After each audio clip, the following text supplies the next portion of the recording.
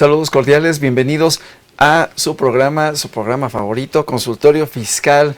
Vamos a platicar el día de hoy de un tema sumamente interesante. Vamos a estar hablando del impuesto mínimo global, sus antecedentes, su contexto, todo lo que tiene que ver. Tenemos expertazo, tenemos invitado de lujo que nos va a hacer favor el día de hoy de platicar de este tema técnico, profundo, interesante.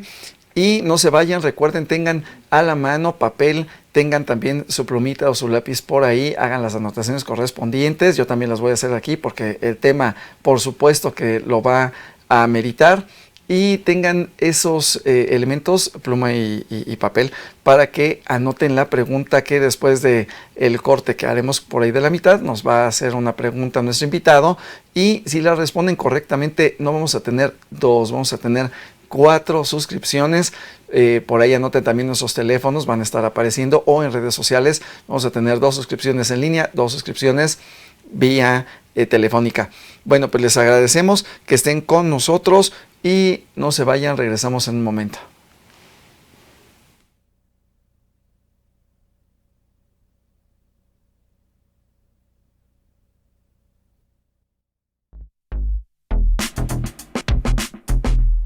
¿Sabes si lo que te dicen es verdad? Entérate aquí, en Cuentas Claras. Cuentas Claras. El impuesto global mínimo es una iniciativa internacional destinada a establecer un nivel mínimo de impuestos corporativos que deben pagar las empresas multinacionales en cualquier país donde operen. La idea principal es evitar que estas empresas utilicen estrategias de planificación fiscal agresiva para trasladar sus beneficios a jurisdicciones con impuestos bajos o nulos, lo que se conoce como paraísos fiscales. El impuesto global mínimo es del 15% y se aplicaría a las grandes multinacionales con ingresos superiores a un umbral específico. Si una empresa no paga al menos el 15% en su país donde opera, su país de origen puede recaudar la diferencia. El objetivo de este impuesto es reducir la competencia fiscal entre países y asegurar que las multinacionales paguen una parte justa de impuestos, sin importar dónde se encuentren sus sedes. Fuente: Organización para la Cooperación y el Desarrollo Económico, OCDE.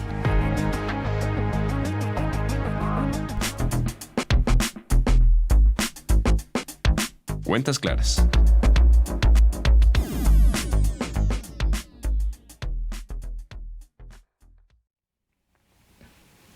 Gracias, amigos, por continuar con nosotros. Y bueno, demos paso a nuestro invitado para que nos explique ampliamente. Vamos a explotarlo, a exprimirlo. Nos va a hablar ampliamente del tema. Y bueno, me permitiré presentarlo rápidamente para que tengan conocimiento de quién es y qué hace. Y bueno, pues es licenciado en Contaduría por la Facultad de Contaduría y Administración de la UNAM, especialista en Fiscal por la Facultad de Contaduría y Administración de la UNAM, maestro en Derecho Fiscal y Administrativo por el CUEG, el Centro Universitario de Estudios Jurídicos, licenciado en Derecho también por Universidad Humanitas, catedrático de la Facultad de Contaduría y Administración de la UNAM y de la División de Estudios de Posgrado también de nuestra Facultad de Contaduría. Cuenta con la certificación general como contador público y especialidad en fiscal por el Instituto Mexicano de Contadores Públicos, certificado como oficial de cumplimiento normativo, transparencia y anticorrupción por World Compliance Association. Y también es coordinador de sección y articulista de la revista Consultorio Fiscal. Por eso tenemos 4 suscripciones, porque tenemos 2 normalmente y 2 que se trajo él. Entonces, por eso tenemos 4. Y recuerden estar atentos a las preguntas. Los que las respondan correctamente serán acreedor a alguna de ellas. Y también es coautor de diversos libros en materia fiscal. Ya nada más le falta vender piña los domingos, barbacoa, birria y demás. Bienvenido, mi querido amigo Humberto Cruz Hernández. Mil gracias por estar con nosotros. Muchas gracias, maestro. Me da mucho gusto estar nuevamente aquí en este espacio tan importante para la universidad. Muchísimas gracias, y pues para nosotros también es un placer, es un honor, y para nuestros amigos que van a poder compartir con nosotros ese conocimiento que traes, esa expertise, ese conocimiento en campo, y también por supuesto la parte técnica que no hay que dejarla al lado, porque nuestros contadores después de esto van a tener que hacerse más contadores, y nuestros amigos empresarios van a tener que empezar a observar con quién hacen negocio, cómo están haciendo las cosas, si las están están haciendo bien, con quién se están relacionando, o si ellos también tienen que estar relacionados con el pago, o muy enterados o enterados del impuesto mínimo global. Bueno, amigo, entonces, bueno, pues tenemos este gran tema y adelante, pero creo que para ello necesitaremos un poquito de contexto, ¿no? De dónde vino a lo mejor el impuesto sobre la renta, y luego llegaremos al impuesto mínimo global. Entonces, ¿cómo qué antecedentes tenemos para poder identificar este camino que nos va a llevar al programa de hoy? Sí, pues precisamente como lo señalas, es muy importante que tengamos un contexto pues histórico de lo que implica el impuesto mínimo global, y también todo lo que es el reporte BEPS, erosión de la base gravable y traslado de utilidades, que ha sido pues preparado por la OCDE, la Organización para la Cooperación y el Desarrollo Económico, y también con el G20. Entonces, pues en ese contexto, básicamente, pues quisiera comentarles que a partir de 1798, en Inglaterra, William Pitt, en conjunto con su equipo y tomando como referencias a muchos grandes de la economía, pues prepararon un impuesto que simplificó de manera importante, pues la manera de contribuir a gasto público en ese contexto histórico. Es un impuesto que básicamente tenía como objetivo hacer frente a las guerras contra Napoleón, y pues se manejó como un impuesto extraordinario pagadero por única vez, llamado impuesto sobre la renta. Ajá, y entonces finalmente este impuesto se fue depurando. Hay muchos temas muy interesantes. De hecho, si tienen oportunidad de, por ejemplo, de ver una versión facsímil de lo que es este impuesto extraordinario, es muy interesante. Vamos a encontrar datos curiosos muy relevantes. Y bueno, posteriormente en 1806 finalmente se adopta como tal, ya como un impuesto a la renta, tanto para las personas físicas como para las personas morales o personas jurídico-colectivas. Y pues se fue difundiendo la idea de que Inglaterra pues había diseñado un impuesto pues realmente sencillo, porque básicamente es conocer los ingresos y también conocer cuáles son los costos y los gastos. Y si tenemos utilidad, aplicar una tasa. Entonces, en aquel contexto histórico, pues, simplificó de manera importante la fiscalización. Y pues más adelante, este modelo fue tomado por diversos países, como Japón, Estados Unidos, Francia, España. Y en México, pues se incorpora en 1921. De hecho, es un dato pues interesante, es que pues ya se conocía, por ejemplo, con Porfirio Díaz, que había un impuesto a la renta, y pues se le ocurrió llamar a una ley impuesto a la renta federal del timbre, pero realmente no era un impuesto a la renta, sino era un impuesto por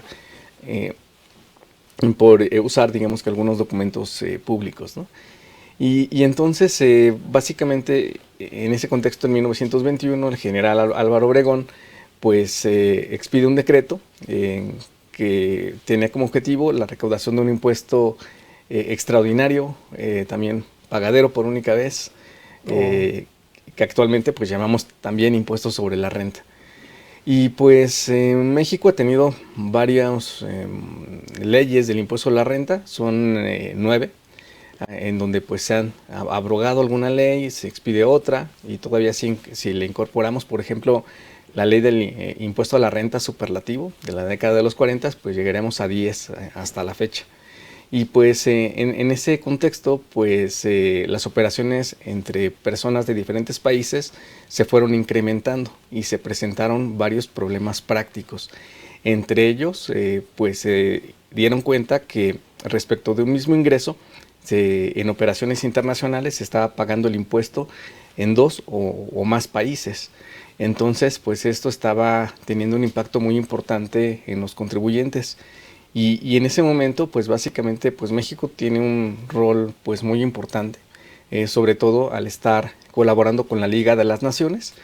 Y pues es precisamente el 8 de octubre de 1921 cuando se crea el Comité de Asuntos Fiscales de la Liga de las Naciones para analizar de qué manera pues, se puede evitar esta doble tributación internacional. Y pues estos cambios los hemos tenido generalmente o cambios importantes, por lo menos en materia de tributación internacional, generalmente se dan en un promedio de cada 100 años. Y como dato curioso, precisamente el impuesto mínimo global fue presentado, forma parte del pilar 2 de BEPS. Sin embargo, pues se presentó el pilar 1 y pilar 2 de BEPS precisamente el 8 de octubre de 2021, es decir, 100 años después. Entonces es un tema pues muy relevante. Incluso ese momento en el que se crea el Comité de Asuntos Fiscales de la Liga de las Naciones, pues marca un antes y un después en materia de tributación internacional. Y pues a su vez pasa el tiempo, ubicémonos en 1921, y se van identificando que hay algunos contribuyentes que comienzan pues a abusar del manejo, por ejemplo, de los precios, de las contraprestaciones, cuando se hacen transacciones entre dos empresas del mismo grupo. Y pues finalmente se analiza un concepto que ya había desarrollado Estados Unidos desde 1935, al cual se le conoce como precios de transferencia.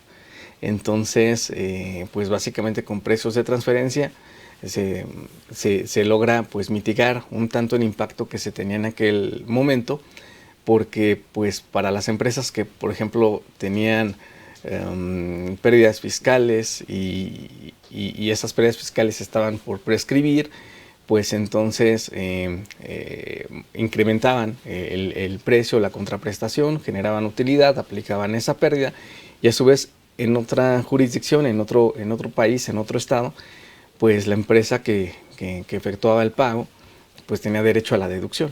Entonces pues este tipo de temas, de estrategias que se fueron llevando a cabo, se han venido mitigando a través de temas de precios de transferencia, y precisamente también en ese contexto histórico pues se analizan aspectos muy importantes de vinculación para efecto de identificar en qué momento tenemos que estar pues pagando el impuesto sobre la renta, y entre otros aspectos pues se analiza por ejemplo la residencia fiscal, se analizan temas de los supuestos en los cuales pues una persona del extranjero está obligada a pagar el impuesto sobre la renta en algún país por tener fuente de riqueza. También se analiza el tema de la nacionalidad, porque también en algún momento pues básicamente las personas que eran nacionales, los que son nacionales, son los que estaban obligados al pago del impuesto sobre la renta. México dejó este criterio atrás, prácticamente a inicios de la década de 1980, de la década de los 80s. Solamente se queda con elementos como fuente de riqueza, como la residencia fiscal. Hay algunos países que comentábamos, todavía continúan con este vínculo, que es países como Estados Unidos de América, en donde pues independientemente del lugar en donde se encuentre una persona que es nacional, tiene que pagar impuestos sobre la renta pues en Estados Unidos de América. Y pues a su vez también entre otros aspectos se van pues tomando algunas ideas, por ejemplo de Prusia, en donde pues se desarrolla todo lo que es el concepto de establecimiento permanente. México va incorporando pues muchos aspectos a la ley del impuesto sobre la renta. Incluso pues para efecto de los mexicanos y de los extranjeros, en algún momento se creó un impuesto al ausentismo. Entonces son temas así que dicen, oye, pues ya generaste riqueza aquí, entonces si te vas tienes que pagar un impuesto al ausentismo. Y pues se ha venido pues teniendo cierta modificación de la legislación tributaria ante la dinámica en la que se dan pues los negocios. Y pues finalmente pues México en 1994 se incorpora como país miembro de la OCDE, y pues a su vez también se compromete de cierta forma pues a estar analizando las directrices que emite la OCDE para efecto de poderlas incorporar a su legislación fiscal. Es en ese momento incluso donde México también incorpora pues aspectos de precios de transferencia unos años después y demás aspectos. Ok, entonces se va, a ver, recapitulando un poquito. Primero, históricamente, bueno, pues los países a nivel internacional han tenido como la necesidad y aparte han compartido experiencias, ¿no? En la Liga de las Naciones, luego en la OCDE, en la ONU. Luego nos comentabas algo muy importante de que se llegó a un concepto de los precios de transferencia para las pues para las personas morales que realizan operaciones internacionales y que realizan operaciones entre sí, que se venden, que se compran o que van a derivar y a detonar lamentablemente en malas prácticas. Entonces, que hay un tema, y a nuestros amigos que nos están viendo, nos están saludando, recordemos que en el repositorio tenemos un programa con el maestro Miranda de Santiago, que vino a platicarnos precisamente de este tema, que es experto en esa materia, en relación a un poquito el cálculo precisamente de estos precios de transferencia que actualmente se encuentra en la ley del impuesto a la renta. Sí. Y luego, estos aspectos específicos de residencia, domicilio, que algunos dirían es lo mismo, ahí hay que identificarlo, para eso hay que echarle un ojito al Código Fiscal de la Federación, para precisamente tener puntualidad en cuándo estamos en el mismo supuesto, porque puedo tener mi domicilio convencional, mi domicilio fiscal, puedo tener mis sucursales, puedo tener mis corresponsalías, puedo tener un sinfín de lugares que incluso otros van a calificar como fuente de riqueza, ¿no? Entonces, bueno, y la nacionalidad, porque como bien decías, en el caso mexicano, ok, ser mexicano tiene su privilegio, por supuesto, pero también el pago de las contribuciones, salvo prueba en contrario, que era lo que nos decías, según una de las fichas de trámite del anexo 1A de la resolución miscelánea, puedo presentar un aviso y decir, bueno, soy mexicano, eso no lo quito, a lo mejor tengo una doble nacionalidad o cambio de residencia. Nos presento el aviso y ya le digo adiós, hasta pronto a México y tributo en el otro país, ¿no? Entonces, bueno, o a lo mejor estoy tributando aquí, si sigo obteniendo ingresos, nuestros amigos deben de tenerlo presente. Y finalmente la determinación del establecimiento permanente, y llegamos al año 1994. En el año 1994, que hay un parteaguas importante para el caso mexicano, y entonces México firma y se incluye con sus nuevos amiguitos. Sí. Los nuevos amiguitos de la OCDE, y les dice, no, yo ya soy un país que ha crecido, que tenemos muy buenos números, admítanme, yo voy a hacer negocios internacionales, ok, o bueno, más grandes, porque siempre hemos hecho. Y entonces, ¿qué pasa ahí en ese año y con la inclusión? Sí, pues México comienza a celebrar pues tratados en materia de doble tributación internacional, basados pues principalmente en el modelo convenio de la OCDE sobre la renta y sobre el patrimonio, que digamos que es un estándar de artículos como referencia a seguir cuando se está negociando pues un tratado. Y a su vez pues México también es miembro de la Organización de las Naciones Unidas. También Organización de las Naciones Unidas tiene su propio modelo sobre la renta y sobre el patrimonio. Y pues básicamente pues muchos de los tratados para evitar la doble tributación celebrados por México cumplen en sus articulados con los dos modelos convenio. En algunos casos tienden principalmente al modelo de la OCDE, en algunos otros artículos tienden al modelo de la ONU, incluso pues partiendo del artículo primero de la ley del impuesto a la renta, pues de México está pues diseñado incluso considerando como referencias esos aspectos pues internacionales. E incluso también con los temas de residencia fiscal, pues ha estado adecuando lo que es la legislación mexicana, de acuerdo con las directrices que ha señalado pues la OCDE. También con temas de establecimiento permanente, pues en algún momento existía un concepto que era, por ejemplo, la base fija para las personas físicas. Más adelante pues desaparece este concepto porque la OCDE señaló esa directriz y se queda de manera general, por ejemplo, el concepto de establecimiento permanente, tanto para personas físicas como para personas morales. Y un aspecto también que destaca muchísimo es que, por ejemplo, podemos tener pues una sociedad constituida en España y que la administración principal de su negocio se encuentre, por ejemplo, en Ciudad de México. Entonces, para efectos fiscales, es residente en México, en los Estados Unidos mexicanos.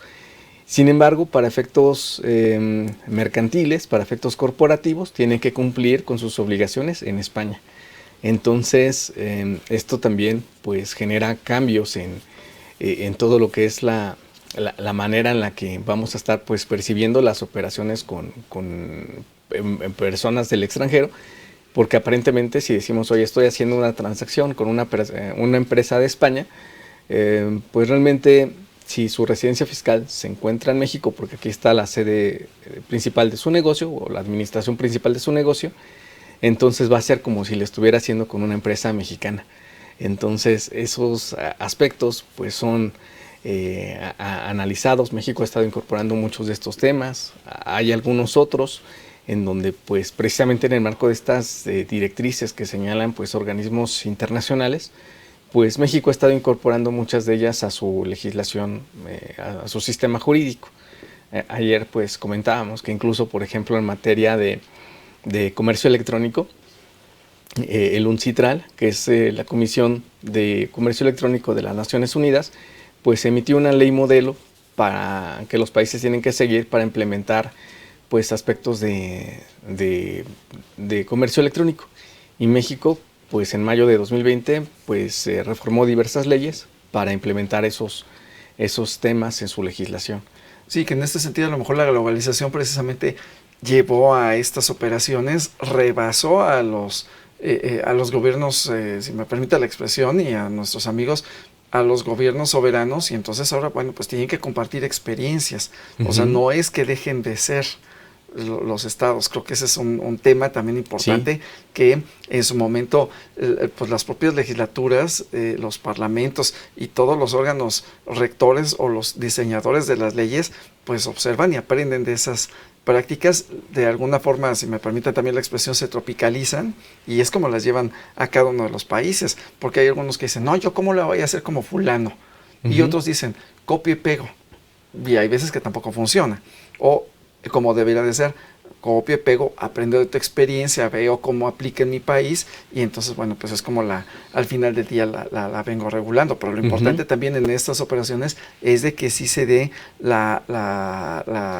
esa buena apertura por parte de las legislaturas o por parte de los órganos reguladores internos para que se vaya el sistema legal se vaya adecuando, ¿no? Y en este caso las plataformas, porque algunos entre plan con maña, bueno, dicen, pues tengo operaciones, aquí había una plataforma así que llevó a la modificación del título 4 de la ley del impuesto sobre la renta, había una plataforma bueno, entre otras, que, bueno, pues su central está en Europa, y pues todo el dinero llegaba allá, tenían sus cuentas allá en Europa, las operaciones se realizaban, los dos estaban aquí, que era también algo que comentabas tras bambalinas, pues los dos están aquí, el prestador de servicios y el que recibe el servicio, el beneficiario aquí, utilizaban cuentas mexicanas, ¿no? De bancos nacionales, de bancos mexicanos, pero la operación se filtraba con esta gente, y entonces cuando se filtraba pues recibían ahí una ganancia, y cuando decía México, repórtame, y los otros decían, pues ¿dónde, no? Decían, ni siquiera te entienden en español, ¿no? Porque no hablamos el mismo idioma, pero la operación sí se realizaba, sí. Y había materialidad. Entonces creo que entre las buenas y malas prácticas, aquí el comercio electrónico nos ha llevado a ella, y creo que vamos a ir transitando, ¿no? Muchísimo más. Y a rato que nos hables de los umbrales, dirían, bueno, pues es que es muy alto el umbral, pero yo creo que poco a poco va a ir bajando. A lo mejor a ti y a mí, bueno, a lo mejor esperemos que sí nos toque ver que ese umbral baje tanto, y que entonces o se tenga que acreditar o se tenga que aplicar. Entonces sí será algo que hay que estar preparados, ¿no? Porque ya es prácticamente así en ese sentido que va ocurriendo. O también como platicábamos, ¿no? Ahorita no lo pusiste muy facilita. Bueno, pues estoy en España y en México, pero hablábamos del fletamiento del barco, ¿no? Sí, tengo una mercancía china, se embarca en un barco con matrícula noruega, con bandera panameña, con tripulación rusa, yo soy mexicano, pero soy residente en los Estados Unidos, tengo mi cuenta bancaria en Irlanda, facturo en Sudáfrica, y vendo mi mercancía que va en el contenedor, la vendo en aguas internacionales de Madagascar. Entonces, ¿a quién le corresponde pagar el impuesto? Y habrá, creo que en principio, un impuesto sobre la renta. Y luego habrá un IVA, habrá un IEPS, habrá un equivalente. ¿Quién lo cobra? Y decíamos ayer muy rápidamente, y que creo que después del corte platicaremos de eso, lo que corresponde a, pues, ¿dónde quedó la bolita? ¿No? O sea, por la propia naturaleza de la operación o porque yo llevo esa naturaleza, ¿no? Creo que también es el punto de la mala práctica. Entonces, este gobierno globalizado, lo que nos decías, es que a partir de las plataformas de este mundo digital nos está llevando a este nuevo camino. Y entonces, ¿qué hacen las autoridades? Sí, pues... ¿O qué es cómo modifican el impuesto sobre la renta? ¿Qué es lo que van atendiendo? ¿Qué les va...? Ahora sí que se organizan y qué van estableciendo. Sí, pues en general digamos que estos organismos internacionales como la OCDE pues emite directrices, los países las analizan y de considerarlo las implementan en su sistema jurídico. De hecho, este modelo en donde pues se incorporan varios aspectos de otros países pues no es nuevo. Por ejemplo, en materia de IVA, en 1956 básicamente la Unión Europea pues dio directrices para que ese impuesto, que se había simplificado muchísimo en Francia, se estandarizara y se armonizara. Y siguió dando directrices para efecto de verificar que los países hayan implementado el IVA en forma estandarizada. En México, a finales de los 70s, se da cuenta que esta es una tendencia mundial y pues también se incorpora su ley del IVA y su ley del impuesto especial sobre producción y servicios. Incluso el mismo Código Fiscal de la Federación, tenemos un modelo de Código Fiscal de la Federación para América Latina, en el cual pues México pues había señalado que, bueno, había intentado, por ejemplo, implementar aspectos de fondos sobre forma y pues esto no se había podido implementar hasta hace algunos años. Esto ya estaba en el modelo de Código Tributario. Y pues en ese contexto, pues básicamente en febrero de 2013, pues básicamente la OCDE pues emite un primer documento, un addressing de lo que es el reporte BEPS, porque identifica que precisamente hay algunos países en donde, por ejemplo, hacen pago por concepto de intereses de un país A a un país B.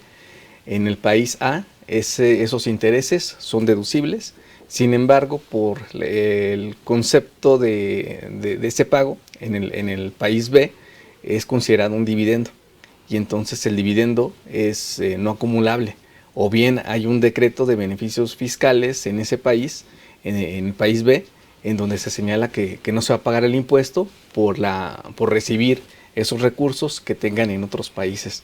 Entonces, nadie paga el impuesto sobre la renta, o a veces se establecieron algunos esquemas de triangulación y pues bueno, todos esos puntos fueron analizados pues en 15 acciones que implican un primer, digamos que alcance de lo que es BEPS. Ok, entonces BEPS, y comentábamos también en algún momento, what's the meaning of BEPS, qué significa, con qué se come. Decimos se come con tortillas, con chimichurri, con jamón serrano, porque es internacional. Entonces, al final del día, ok, primero estas siglas, ¿qué representan? Y luego nos decías que tiene 15 acciones. Entonces, sí. ¿qué es? Y antes de irnos al corte, que nos queda un minutito antes de irnos al corte. Sí, pues BEPS básicamente es el acrónimo de Base Erosion and Profit Shifting, que significa erosión de la base gravable y traslado de utilidades.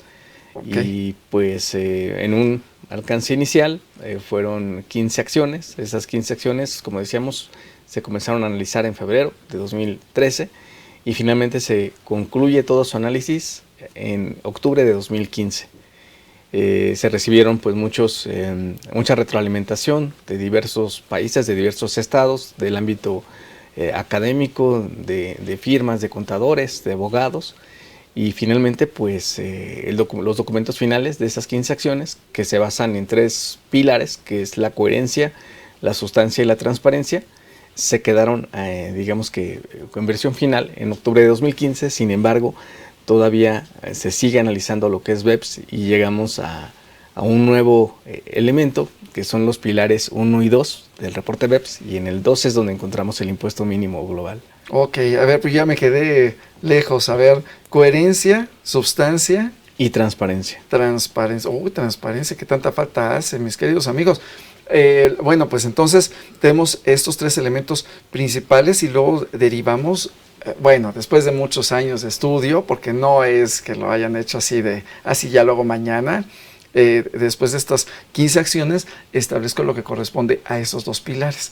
Bueno, pero ahorita para que nos hables de esos detalles y cómo se traduce esto en un impuesto mínimo global, vamos a hacer una pequeña pausa y estaremos regresando. Queridos amigos, recuerden que vamos a tener, tenemos 4 suscripciones. Regresando del corte, vamos a hacer una pregunta, entonces estén muy atentos para que, pues ahorita se hagan acreedores a alguna de las 4 suscripciones que tenemos el día de hoy para ustedes. No se vayan, regresamos en un momento. Gracias por estar con nosotros.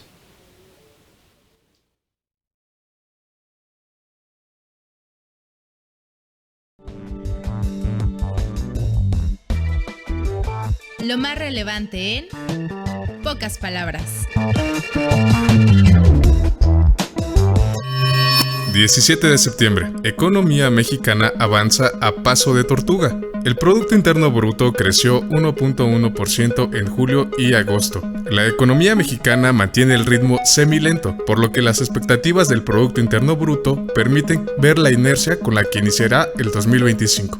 18 de septiembre. China es el segundo socio principal de México. Así ha crecido el intercambio comercial en 2024. Se ha posicionado como el segundo país con más volumen de comercio bilateral con México. El comercio bilateral entre México y China registró un crecimiento en el primer semestre de 2024 de 12.3% según cifras de la Secretaría de Economía.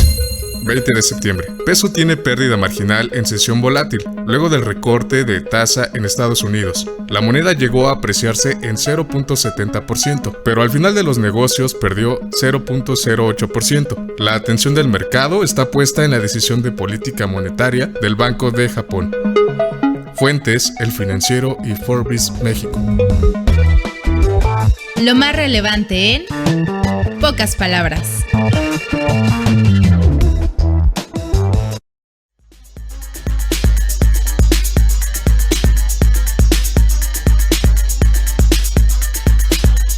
En su edición 842, correspondiente a la segunda quincena de septiembre de 2024, Consultorio Fiscal, como siempre, presenta interesantes artículos de corte fiscal, jurídico, laboral, contable financiero y de prevención de lavado de dinero. La recién publicada reforma a la Constitución de la Ciudad de México respecto al tema de la propiedad privada es analizada en esta ocasión por Carlos Alberto Burgoa Toledo, quien, como siempre, nos comparte sus puntuales y fundamentados comentarios. Cuando las horas extras son delito. En este artículo, Hipólito Romero Reséndez examina el decreto que vincula la trata de personas con cuestiones laborales, exponiendo importantes consideraciones sobre los alcances de tipo penal en las relaciones laborales, el teletrabajo, la explotación y las horas extras. Por su parte, Jorge Santamaría García nos ofrece sus reflexiones y un interesante estudio del minisitio de anticorrupción del SAT y todo lo que representa el hecho de denunciar delitos fiscales y de corrupción, desde el punto de vista ético y también como acto de responsabilidad ciudadana. Además, encontraremos todos los detalles de las reformas para inmuebles y su arrendamiento en la Ciudad de México, en un artículo a detalle que presenta Vicente Velázquez Meléndez. De igual manera, se abordan otros temas no menos importantes, como el decreto por el que se otorgan estímulos fiscales para incentivar el uso de medios de pago electrónicos, la cancelación de sellos digitales y cómo evitarla, las implicaciones en el costo fiscal de acciones recibidas en donación para personas físicas, las jurisprudencias del Tribunal Federal de Justicia Administrativa respecto a la imposición de la multa mínima, y como cada quincena, las principales disposiciones del Diario Oficial de la Federación. Todo esto en el número 842 de Consultorio Fiscal. Suscripciones a través de la tienda electrónica publishing.fca.unam.mx o en la revista electrónica consultoriofiscal.unam.mx.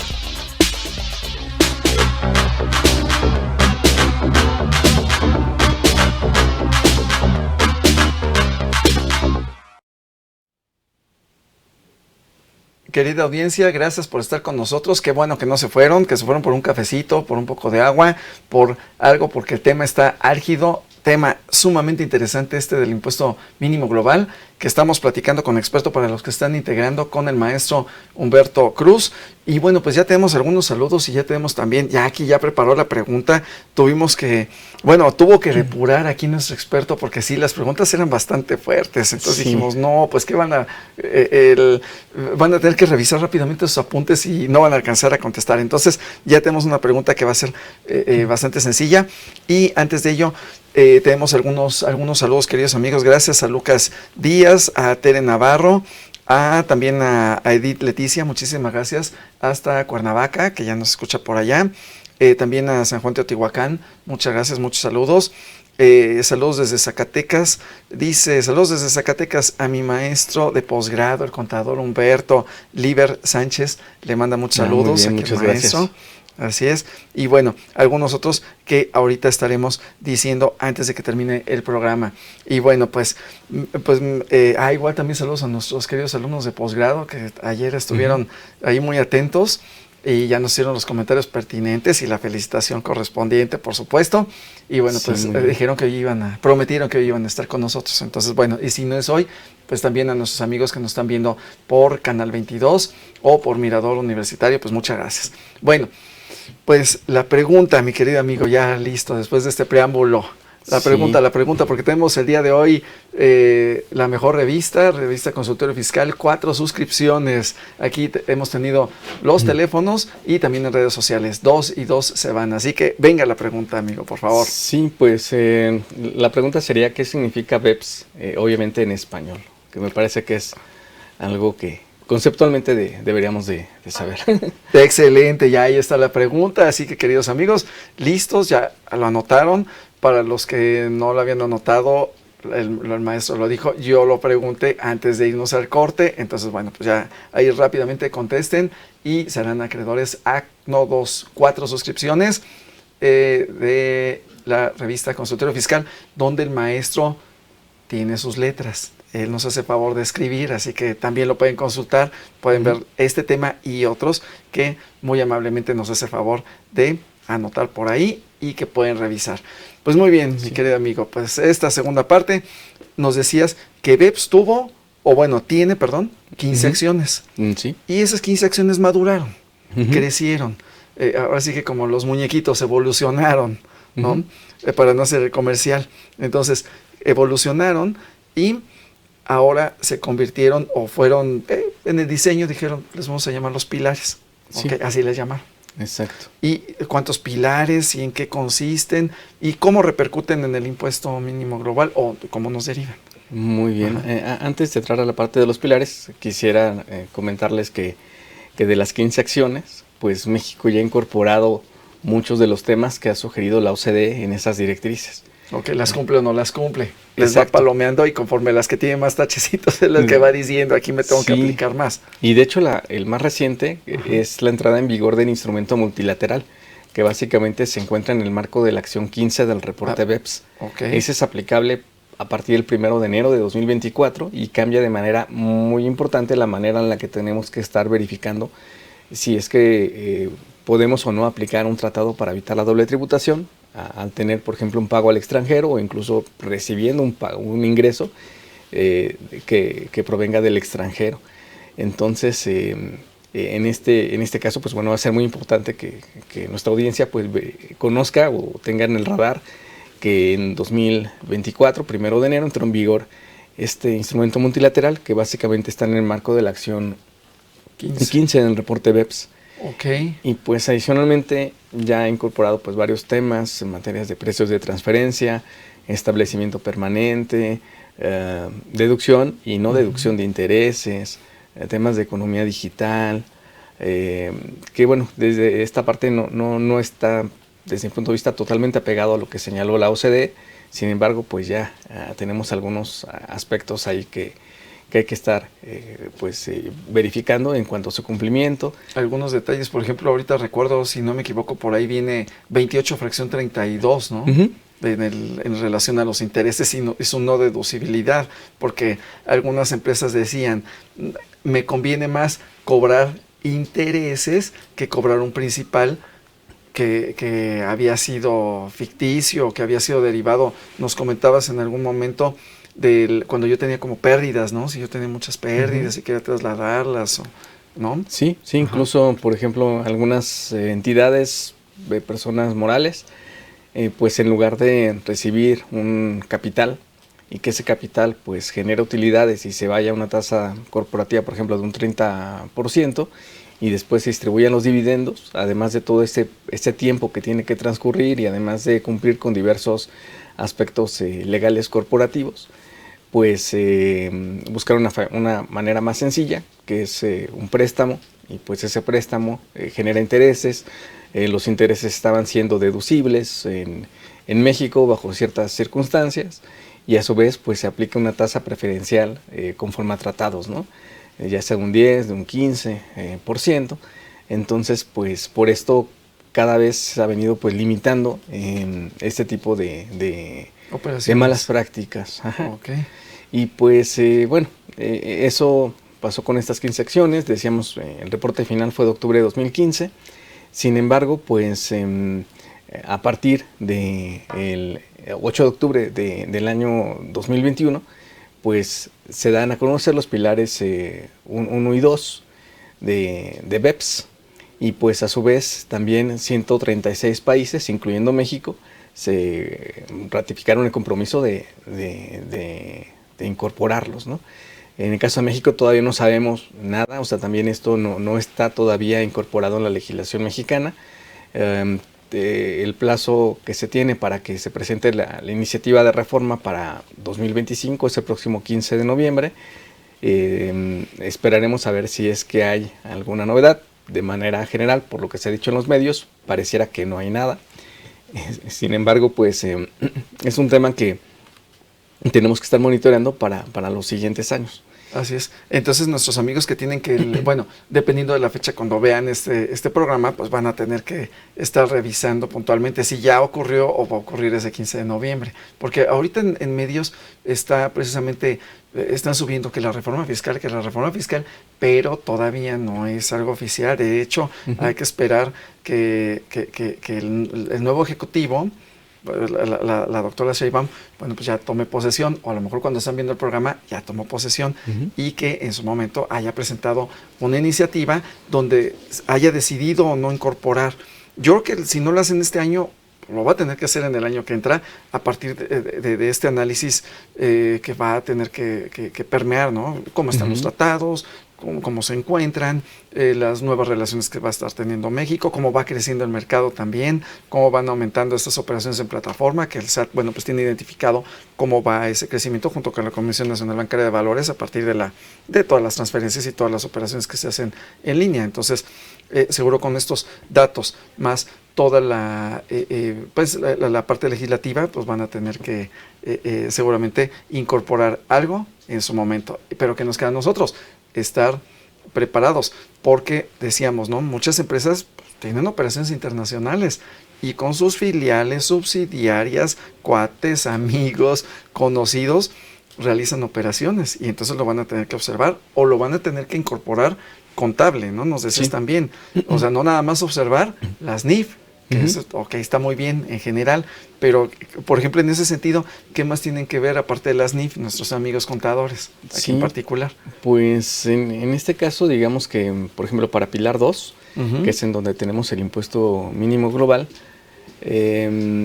bueno, antes de iniciar con Pilar 2, quisiera comentar algunos temas de Pilar 1, nada más para que los tengan en el radar. Por favor.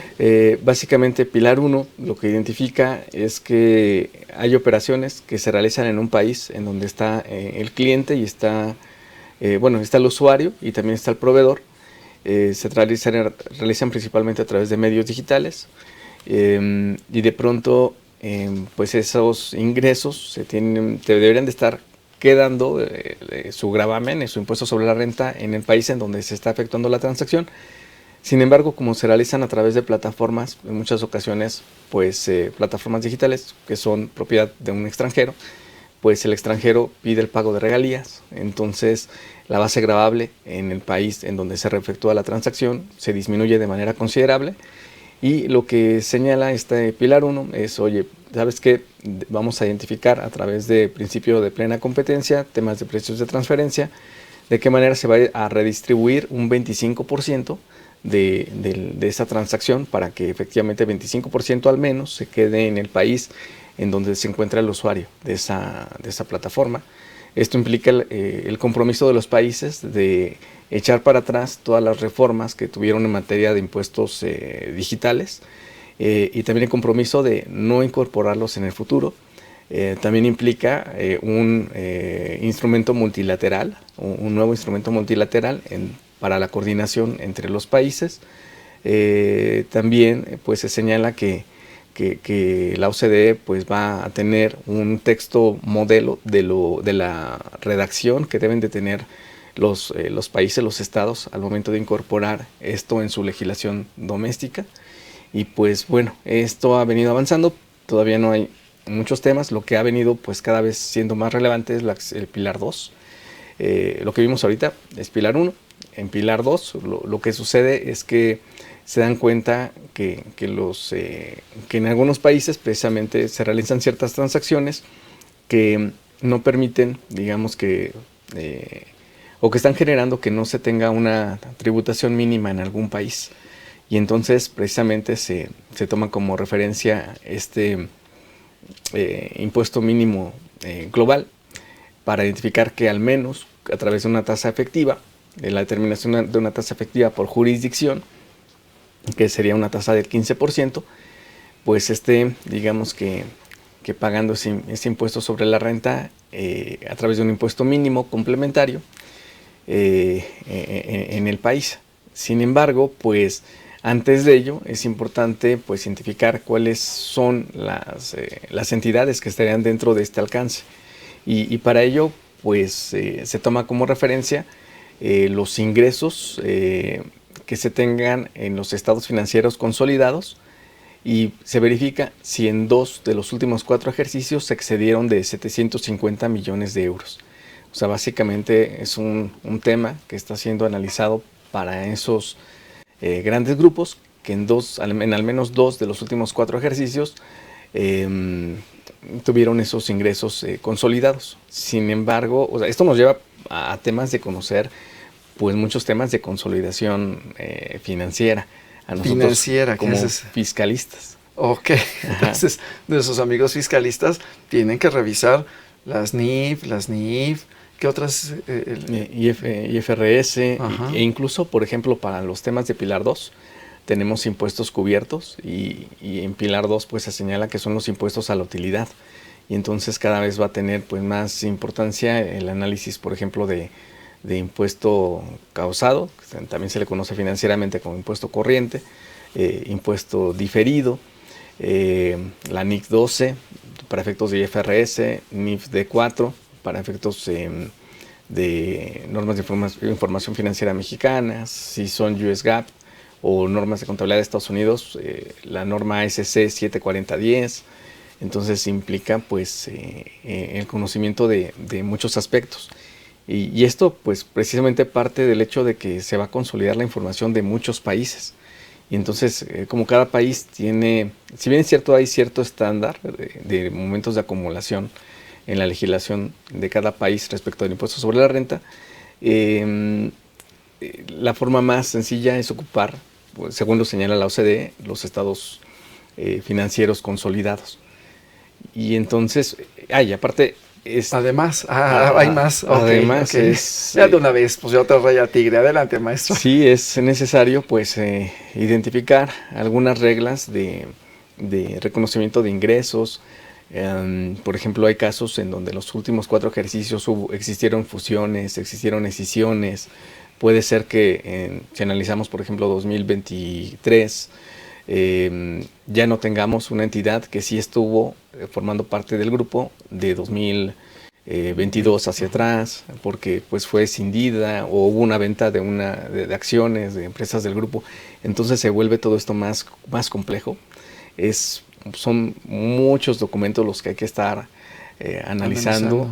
De hecho, cuando inicia BEPS, básicamente el primer documento era como de unas 40 páginas, Ahora, no sé, debe ser quizás cientos de páginas todo lo que implica BEPS. Todos los documentos, la gran mayoría de ellos está en idioma inglés y en francés. Algunos, no todos, tienen una traducción a español. Sin embargo, también la traducción a español no es tan buena. Entonces, pues bueno, en términos generales, pues en Pilar 2, pues son empresas multinacionales con 750 millones de euros de ingresos, según estados financieros consolidados. También, pues a su vez, tienen que identificar la tasa efectiva por jurisdicción, y entonces en ese contexto tienen que estar pues identificando en cada país y la suma de todos las entidades que tengan en ese país, si es que se encuentran por debajo del 15%, y por lo tanto entran a las reglas de lo que es el impuesto mínimo global. De hecho, las entidades que tienen una tasa efectiva menor a 15% se les conoce como entidades de baja imposición fiscal. Sin embargo, esto no significa que sea un refipre. Es muy importante destacarlo. En temas de BEPS, sobre todo pilares 1 y 2, nos vamos a estar encontrando con muchos conceptos nuevos. O sea, son muchísimos conceptos nuevos. Algunos de ellos, la traducción del concepto en inglés digamos que al español, pues no es tan sencilla.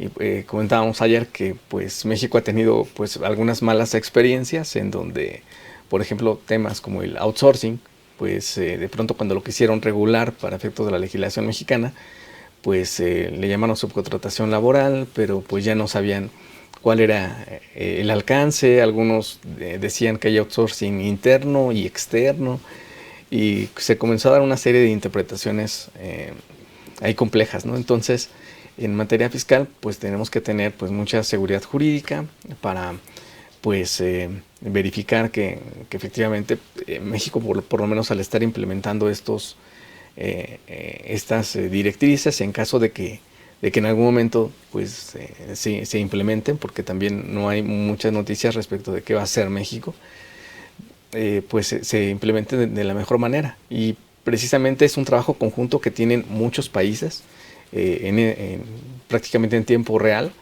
Se han estado intercambiando mucha información.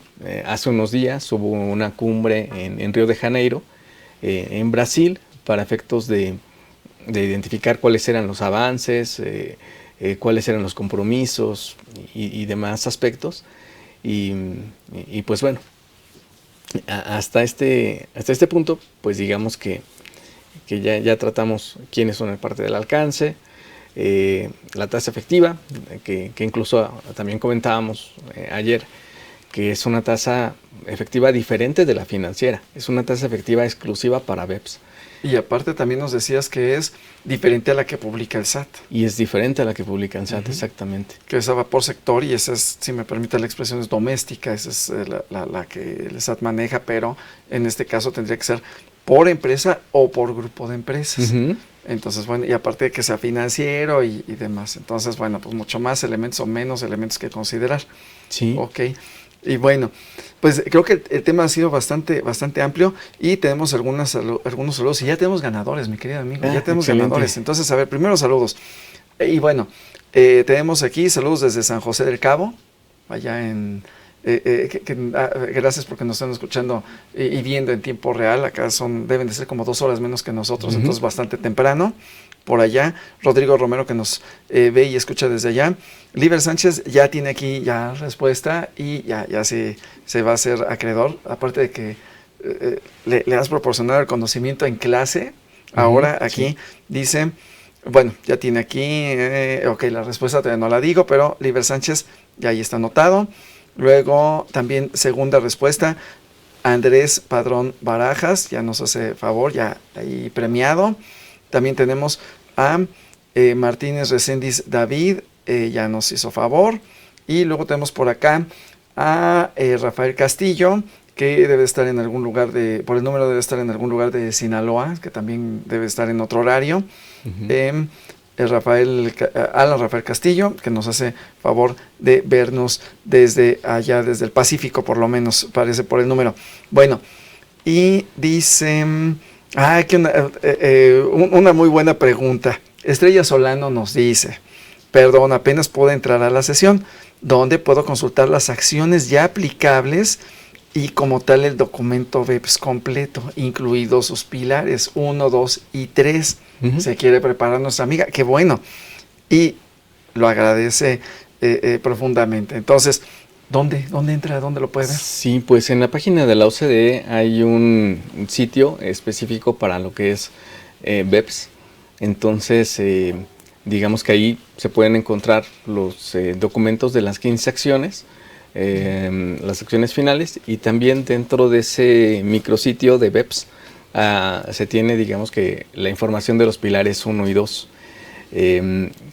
Esta información ha estado en constante cambio porque es una reforma fiscal internacional conjunta de muchos países al mismo tiempo, y pues es algo dinámico. Entonces es importante estar consultando. Ahí tiene una sección que es de noticias, y esa sección de noticias pues nos van dando, digamos que, las pautas de lo nuevo que hay.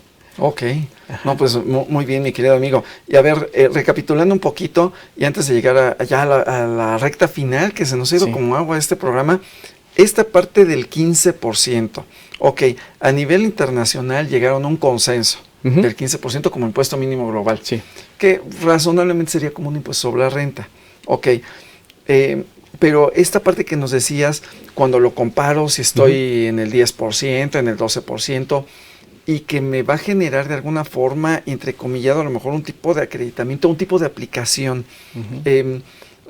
¿Cómo se da, mi querido amigo? Sí, es algo, pues, técnicamente complejo, porque tenemos que entrar al análisis de muchos supuestos. Sin embargo, de manera sencilla muy general, podemos decir que es determinar una tasa efectiva conforme unas reglas que señala Pilar 2, para determinar la tasa efectiva. Sobre resultados consolidados, eso es muy importante. En este caso, digamos que sería por país, por jurisdicción, y también por entidad. Entonces ya voy seccionando. Exacto. Y entonces, por ejemplo, si en un estado, entiendes un país, el país A, determina una tasa efectiva del 10%, y la tasa efectiva mínima que debe tener es del 15%, entonces hay un diferencial de 5%, y entonces, ¿qué hacemos con ese 5%? Entonces también hay otras reglas especiales para determinar lo que le llaman como un exceso de beneficios. A ese exceso de beneficios se le resta lo que serían algunos elementos de sustancia, como son activos fijos, salarios que se tengan en ese país, y eso nos da una especie como de base gravable. A esa base gravable se le aplica ese 5% y nos va a dar un monto. Ese monto sería el impuesto mínimo de la legislación doméstica. Y la pregunta aquí, que es donde entra el tema pues muy relevante, es ¿qué hacemos con ese monto? Y en este caso, si el país A pues tiene implementado Pilar 2 de BEPS en su legislación, esa recaudación le pertenece al país A. Sin embargo, si el país A no hizo nada y no incorporó el Pilar 2 de BEPS, entonces tenemos que voltear a ver al último accionista a nivel global. Si el último accionista a nivel global en su país donde es residente se tiene implementado el Pilar 2 y algunas otras reglas que son, Income Inclusion Rule, y son unos términos muy técnicos, muy particulares. Pero a grandes rasgos, si el accionista del último nivel en ese país donde es residente tiene implementado Pilar 2 de BEPS, entonces en ese país se quedaría la recaudación. O sea, en este escenario 2, recordar, en el estado A, en el país A, sí se tiene que pagar una tributación porque la tasa efectiva fue del 15 y el diferencial. La tasa efectiva es del 15, la que se calculó es del 10, entonces el diferencial del 5 se termina una base gravable, y ese monto se tiene que pagar en ese país si es que tuviera reglas de Pilar 2 de BEPS. No lo tiene, entonces la recaudación le pertenece al último accionista, al país del último accionista. Si el último accionista en su país tampoco tiene implementado legislación en materia de Pilar 2 de BEPS, entonces esa recaudación le pertenece a las subsidiarias, digamos unas sociedades intermedias, en el país en donde se tenga implementado el Pilar 2 de BEPS. Entonces aquí pues el tema de recaudación, digamos que es súper importante, porque pues se tiene que estar analizando este tema. Digamos que desde el punto de vista de quiénes son los contribuyentes que les aplica, cómo se va a instrumentar pues la parte de este pago, y también teniendo en cuenta pues otros aspectos, porque finalmente se toma mucho como referencia la información financiera consolidada y la información financiera del propio contribuyente. Y entonces pues sabemos que en muchas ocasiones hay revisiones por parte de la autoridad fiscal, hay presentación de declaraciones complementarias por el propio contribuyente. Entonces también esto lleva a una dinámica muy compleja a nivel global, porque pues este tipo de aspectos pues pueden tener algún impacto en todo lo que es este contexto de como una especie de engranes de un gran reloj internacional, en donde pues todos tienen que estar trabajando de manera conjunta. No, caray, amigo, pues entonces la tenemos complicado. Y a ver, así antes de irnos, el caso mexicano estaría en general ahorita en el escenario, mencionaste 3 escenarios, escenario 1, 2 o 3, o sea, en el escenario donde no tenemos nada. Sí, no hay nada. Y entonces habría que recurrir al último accionista. Bronca si el último accionista tampoco tiene, de alguna manera, no es que sea mexicano, sino residencia, fuente y demás, para que nuestros amigos de SAT llegaran y se acercaran. Entonces creo que es importante que la nueva administración pues se ponga las pilas, ¿no? Sí. Porque aumentaría su recaudación. Y bueno, en ese sentido pues nos quedan 2 minutitos, mi querido amigo. Recomendaciones, conclusiones, comentarios a nuestros amigos que deben de estar preparados. A lo mejor muchos porque tienen relación con estos, son proveedores de estas personas, ¿no? O son clientes. Entonces, ¿qué recomendaciones les das en este ya último minutito? Sí, pues yo creo que lo más importante es estar involucrándose con temas financieros. Yo creo que el gran reto para los fiscalistas es estar también pues manejando aspectos de normas internacionales de información financiera. Hay algunos países que ya han implementado Pilar 2 de BEPS en su legislación, e incluso han señalado cuáles son las normas internacionales o las normas que sí están en el alcance de lo que son esos aspectos financieros en el marco de Pilar 2 de BEPS. Por ejemplo, en Reino Unido pues señala cuáles son las normas aprobadas, y pues a su vez también pues conocer un poco más acerca de precios de transferencia.